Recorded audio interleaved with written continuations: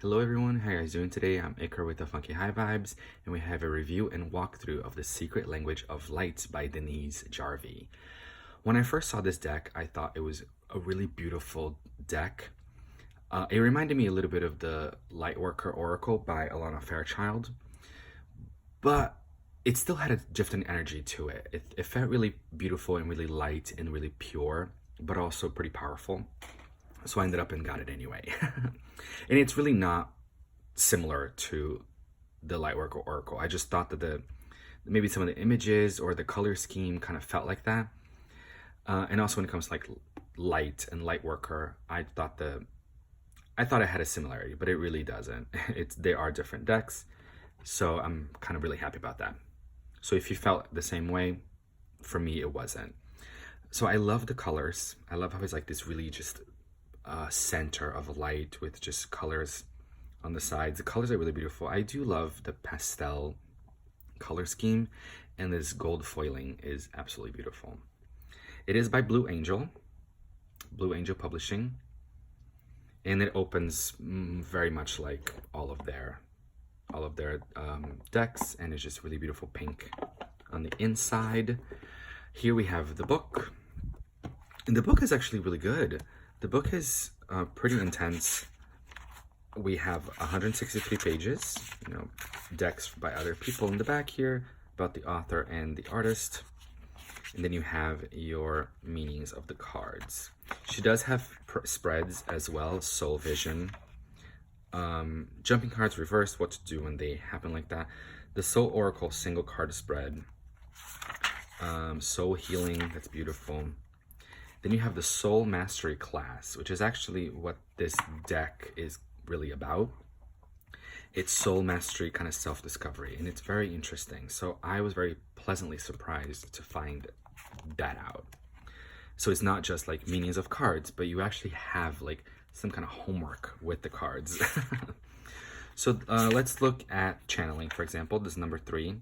So you have in black and white, you have your message, then you have the Soul Mastery class. So here you go. Open to your stream of consciousness. Then you have your meditation, you have questions and journal prompts to go through. Then you have inspired reflection and actions. It goes on journal work also, so more journaling and kind of like more homework. So I thought this was actually very interesting because it reminds me a little bit of the Sacred Creators Oracle, right? How it has journal prompts and things for you to do. And I like that. I like when a deck makes it a little more interactive than just like, oh, let me shuffle and see if a card pops out, right? Awesome. What a beautiful card. And then I just move on with my day. It asks you to spend some time with it. So it's not, to me, it's not really a deck for every day. Although it can be, really, depending on what it is that you want. But actually, it can be for every day, but it can also allow you to go a little bit deeper if you so choose. So here are the cards, and this back is one of my favorite backs on a card. It's so beautiful. I love this big, beautiful gold mandala with all the colors on the sides. It's really gorgeous. Now, it is out of order because I have used it quite a bit, so it'll be out of order, but I'll show you all of them. One thing that kind of bothers me about this deck is that you're going to have some of these that are horizontal. Now, it's really not crucial. I'm not dying over it. It's really first world problems. But there are quite a few of them in here. So when there's too many, I'm like, ugh. But I still use this deck. It really doesn't slow me down at all. So it's just personal preference. Oh, number 1, soul name, soul writing. I love the angel in the middle, just a nod to the angelic energies. Divine feminine, soul mating, alignment. It kind of has a Ace of Swords feel to it, but also with the heart here. It feels like a little more loving than the Ace of Swords. Sensitivity. I gotta say, the images of these cards are very, very beautiful. Inner Voice, Nourish, Whisper. And also I love how, it's, of course it's called the secret language of light, obviously. So then a lot of the images of the cards just have this like big, beautiful burst of light. So you can really kind of submerge yourself into the cards, and just connect with the light that comes from within. Soul Family, check this one out. Like, you can just kind of meditate with this and just visualize this light coming into your crown chakra if you want to. It's purple. Vesica Pisces. Grounding.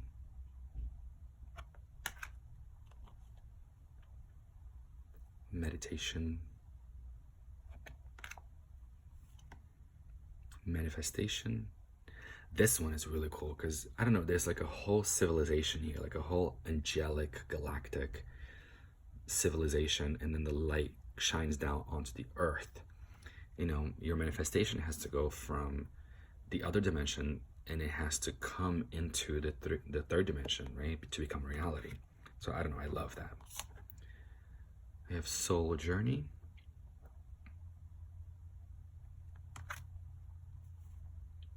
Soul Tree. A lot of souls here, but they make a lot of sense in the deck, and really I love that because it is about the soul, right? Divine Animals. Nothing has gone wrong. A nod to the I Ching. Let Go. Another, to me, kind of Ace of Swords reference, but I always go back to tarot. But that's just me personally. There's Only Light. Soul Song.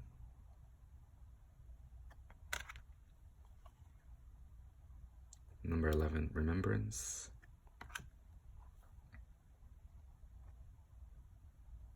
I also love the use of sacred geometry. I'm a big fan of sacred geometry. I think that symbols have energy and power. And the Flower of Life is to me, one of the most powerful symbols out there.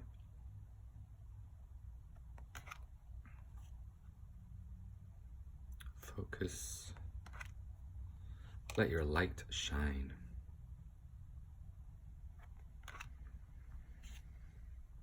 Ask your soul. Soul Love. Expansion in the beautiful Merkaba in purple, which I associate purple with the Merkaba as well. Create Space. Variance. And also a lot of wings on here, which I like the angelic connection. Transformation. Look at that burst of like rainbow. Divine Masculine. Color. Color has a lot of healing energy. Absolutely. Healing. Speaking of color healing, here we have healing. Soulcraft.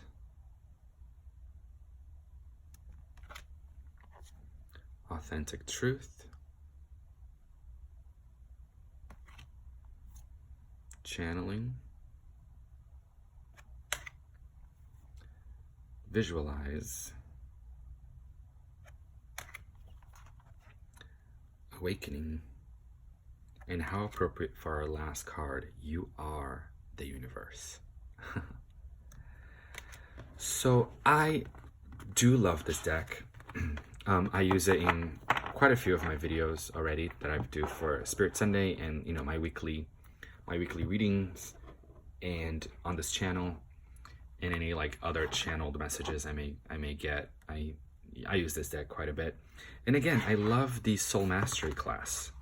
I really do. It's just like an added thing. You can have your message and just kind of leave it at that if you're in a hurry, if you just want to pull one card for the day or for the week. But then when you have more time, you can go back and look at the self-mastery class, right? And you can even not even just shuffle it and like wait for a card to pop out. Let's say this one. But you can, oh, you are the universe. How appropriate. But you can also kind of just like go through it and choose your own and go, transformation. Let me do the self-mastery class on this card. So yeah, so I like having options, and I like when a deck can be versatile like that. So I hope you guys like this review and walkthrough. If you're hesitant about this deck, I mean, I think it's really beautiful. Of course, the art is very personal and up to you. So much love out there, guys.